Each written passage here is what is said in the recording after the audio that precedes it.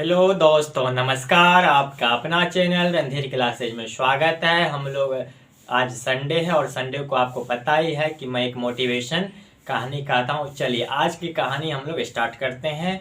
तो आज कहानी स्टार्ट करते हैं। एक महात्मा था और एक शिष्य था। दोनों कहीं जा रहे थे। जाते जाते रास्ते में एक जंगल मिला और जंगल में एक घर था। ठीक है, तो वो सोचा कि चलिए आज हम लोग इसी के घर पे रुक जाते हैं।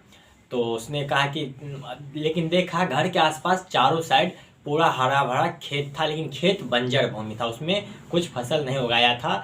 तो उसने कहा, उसने गेट को खटखटाया और उधर से एक युवक निकले। बोले, क्या क्या महात्मा, आपकी मैं क्या सेवा आपकी मैं क्या सेवा कर सकता हूँ।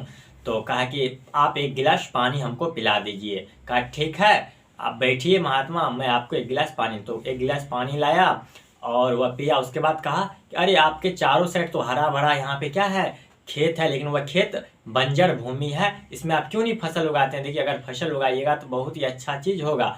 तो देखिए, तो उस युवक ने कहा कि हमारे पास एक काली भैंस है और उस भैंस से दूध हो जाता है और पर्याप्त मात्रा में हो जाता है, इसीलिए हमको ये सब करने की आवश्यकता ही नहीं पड़ती है। ठीक है, तो कहा कि ठीक है, आज मैं आपके घर पे रहना चाहता हूँ, आराम करना चाहता हूँ भर रात के लिए। कहा कोई बात नहीं महात्मा, मैं आपकी सेवा करने के लिए तैयार हूँ। तो शिष्य और महात्मा क्या हो गए, वहीं पे रुक गए। जैसे ही 12-1 बजे रात हुआ तो शिष्य को कहा चलो इसका भैंस को खोल के कहीं छोड़ दो। कहा अरे ये काम तो मैं कैसे कर सकता हूँ, इस आदमी का भैंस पे ही जीवन यापन है और दूध बेचता है, अगर मैं भैंस को लेके इसको भगा दूंगा। तो कहा नहीं, ये मेरी आज्ञा है कि तुम जो है भैंस को खोल के ले चलो। तो क्या क्या शिष्य ने कि भैंस को खोल के पूरा उसको भगा दिया। ठीक है, भगा दिया। तो शिष्य और गुरु दोनों महात्मा चले गए। जब सुबह हुआ तो युवक ने देखा रे मेरा भैंस का पूरा खोजा कहीं नहीं मिला, पूरा खोजा कहीं नहीं मिला। तो फिर क्या हुआ, 5 साल 10 साल हो गया। तो शिष्य के मन में जिज्ञासा हुआ कि देखते हैं, चलिए उस आदमी का मैंने भैंस को छोड़ा तो वह किस हाल में होंगे, नहीं होंगे।